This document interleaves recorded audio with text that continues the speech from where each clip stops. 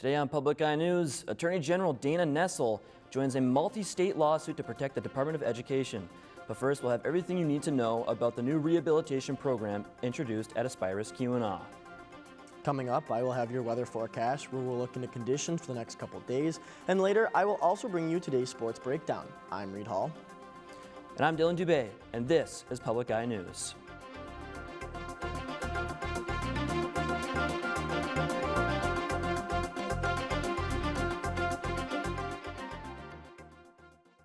Aspirus Keweenaw is now offering rehabilitation services for peripheral artery disease. Peripheral artery disease, or PAD, is a common and often debilitating condition that occurs in the arteries of the legs and body marrow, limiting blood flow to the muscles. With this new rehab program, Aspirus Keweenaw aims to help their patients improve their ability to walk, perform daily activities, and monitor and reduce the symptoms of their PAD. The program will be offered at both Aspirus Keweenaw and Aspirus Houghton Clinic. And the Michigan Department of Health and Human Services is launching a new Children's Services Administration teaming model in April to improve support for families and reduce staff burnout. This model replaces the traditional single worker approach with a collaborative team that includes caseworkers, supervisors, and resource specialists to provide more comprehensive assistance, says the MDHHS. The goal is to improve decision-making, increase stability for children, and build stronger community support networks. The initiative aligns with the department's Keep Kids Safe action agenda and will begin in select counties before expanding statewide in 2026. Washtenaw County is now the 15th Michigan county where chronic wasting disease, or CWD, has been identified. An adult buck in Salem County tested positive for CWD, a fatal neurological disease found in white-tailed deer, elk, and moose. So far, CWD has only been found in Dickinson County in Michigan's Upper Peninsula. While this is the first confirmed case in Washtenaw, 39 deer from neighboring Jackson County have been identified as positive for the disease since surveillance started. While the disease has yet to make its way into humans, the CDC continues to stress that infected animals should not be consumed by humans or domesticated animals. And the Marquette Police Department has issued a scam alert in the form of a text message. The scam is attempting to gain payment for unpaid toll charges by getting recipients to click on a link within the message. If you have traveled recently and believe you may have unpaid tolls, visit a verified state website to check the status. If you have any questions regarding this scam or any text, call, or email you believe could be a scam, please call Marquette PD at 906-228-0400. And Michigan Representative Carl Bonak will soon host a local office hour in Munising. The meeting will take place on March 21st from 3 to 4 p.m. inside the Munising School Public Library. The library is located at 810 M28 Suite A. No appointment is necessary to attend office hours, and those who are unable to attend but would like to share their thoughts are encouraged to call his Lansing office at 517-373-0498 or send an email to carlbonak@house.mi.gov. And scientists are turning to genetics to stop the spread of malaria, breeding modified mosquitoes to help wipe out one of the world's deadliest diseases. CBS's Tina Kraus has the story from London. Scientists in England say they're shifting strategies in the battle against malaria by manipulating mosquitoes that spread it.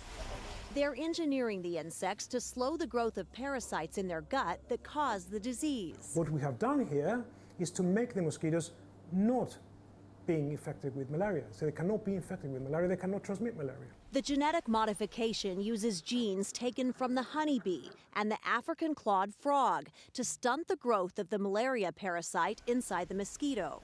And then to engineer them also to spread that modification in wild populations very quickly, allowing the malaria-resistant insect to pass on its resistance to future generations. Researchers say it would mean a mosquito bite in regions of the world where malaria is a constant no longer carries a potential death sentence. Malaria kills around 600,000 people every year. More than 90% live in Africa, and most are children under 5. The Transmission Zero team says its technique has dramatically reduced the spread of malaria in the lab. And if proven safe and effective in a real-world setting, it could offer a powerful new tool to help wipe out malaria. Tina Kraus, CBS News, London. Now don't touch that dial. Reed will be right back with your weather after this short break.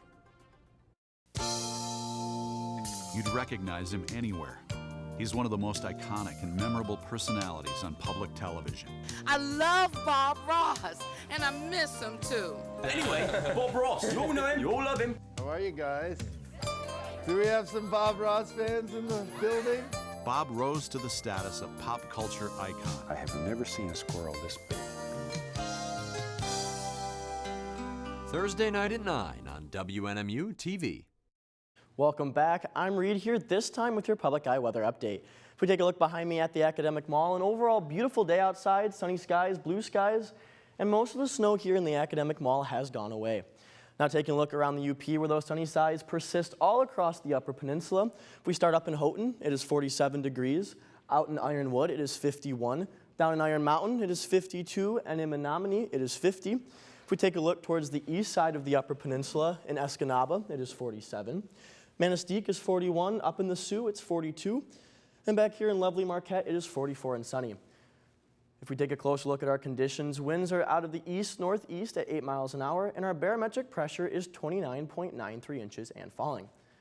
Taking a closer look at tonight, the clouds will move in. It'll be mostly cloudy. It'll be a low of 35, and our winds will be out of the south-southeast at 14 miles an hour, and our moon phase is a waxing gibbous. If we take a look into tomorrow, the clouds will persist for cloudy conditions. A high will be 54, the low will be 47, and our winds will be out of the south at 18 miles an hour. If we take a look towards the weekend and into Monday, on Saturday, it will be a high of 55. Mostly cloudy skies. We have some rain showers that will persist into the evening and into the night, and then our low is going to be 28. On Sunday, it will be a high of 31, cloudy. Expect some wind gusts and a low of 22.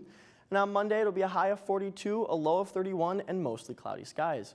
That's all the weather I have. Back to Dylan at the news desk.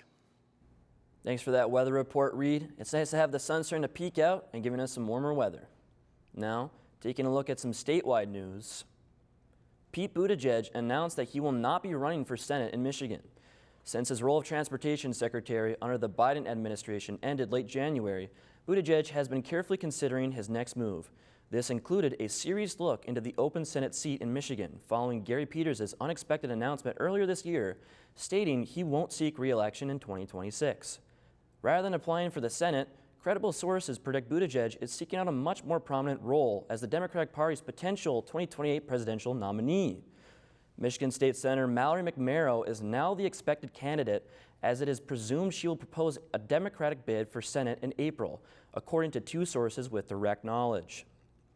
And Michigan Attorney General Dana Nessel has joined 20 other attorneys general in suing the Trump administration to stop its plan of dismantling the Department of Education.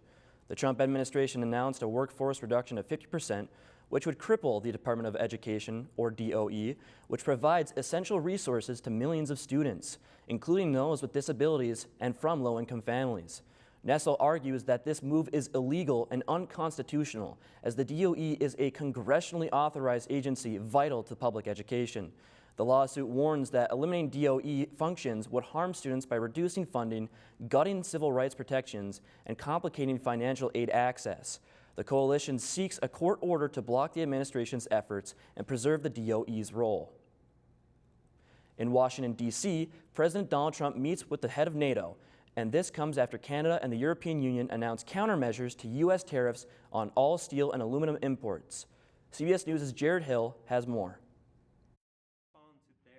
A tariff tit for tat. Of course I'm going to respond. President Donald Trump is threatening to ramp up his escalating trade war after Canada and Europe announced new levies in response to his 25% tariffs on all steel and aluminum imports. We will not back down, and we will not give in. From Canada, tariffs on nearly $30 billion worth of steel, computers, and sports equipment. The European Union, roughly $28 billion worth of American goods like bourbon, motorbikes, and blue jeans. We're going to be doing reciprocal tariffs, so whatever they charge us, we're charging them. The chilling relations come as Secretary of State Marco Rubio meets with G7 leaders in Canada today, and Canadian officials are set to meet with U.S. Commerce Secretary Howard Lutnick in Washington, an effort to wind down the trade war.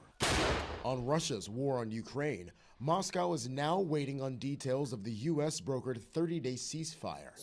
Ukrainian President Volodymyr Zelensky says it could create conditions to end the now 3-year-long war. We're going to know very soon. I've gotten some positive messages, but a positive message means nothing. Meanwhile, Trump's Environmental Protection Agency plans to reconsider its landmark 2009 finding that greenhouse gases are a danger to public health. EPA Administrator Lee Zeldin is also pushing to roll back dozens of regulations, including rules over industrial and vehicle emissions. Jared Hill, CBS News. The tariff war is also amidst 1,300 Department of Education employees receiving termination notices. Now, over to Reed to recap some Wildcat success on the national stage. Thank you, Dylan. Starting things off on the ice, where the Detroit Red Wings snapped a 6-game skid with a convincing 7-3 win over the Buffalo Sabres. It was a much-needed victory to keep the Wings in the wild-card hunt. The Wings' offensive success was highlighted by Patrick Kane's first 5-point game as a Wing and Alex DeBrincat's first 30-goal season since 2021. Goalie Peter Mrazek got the start in net and collected his first win back in a Wings jersey. The game got chippy late as frustrations ran high, with 136 penalty minutes coming in the third period alone.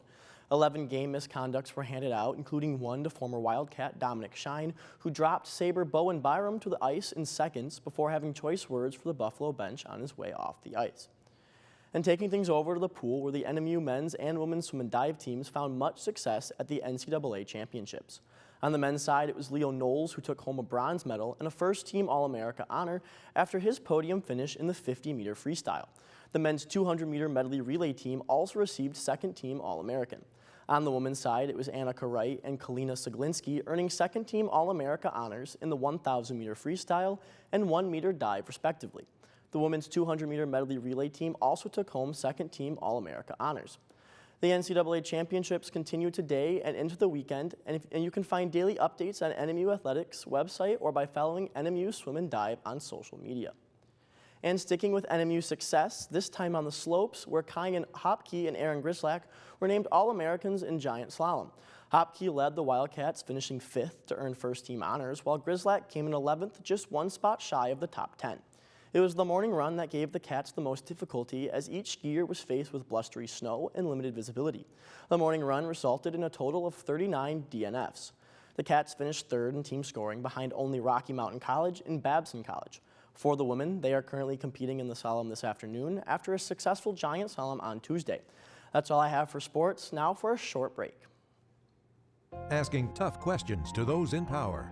Should Democrats supply their votes if it means avoiding a government shutdown? Russia right now has you outmanned, outgunned. Is it time to think about a settlement? And covering events as they unfold. 8 soldiers died in the second deadliest attack on Israeli forces of the war. To see so many deaths in one place, it's not humanity. PBS NewsHour and PBS News Weekend, every night on PBS and streaming. Thanks for joining me back at the desk. Reed, I was getting pretty lonely.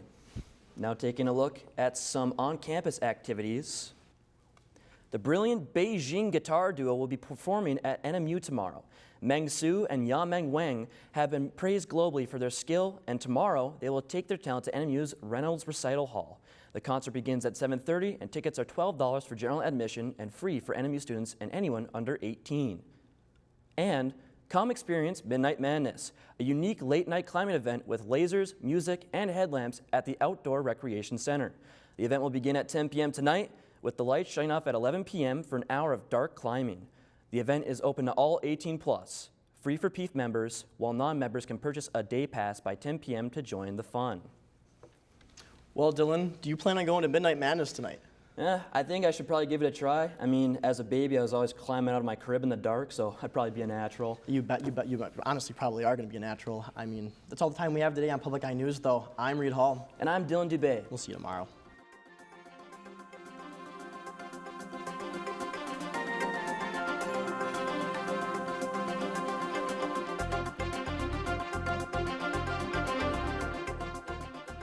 The preceding program was produced by WNMU-TV, Northern Michigan University Public Television, in studios located in Elizabeth and Edgar Hardin Hall.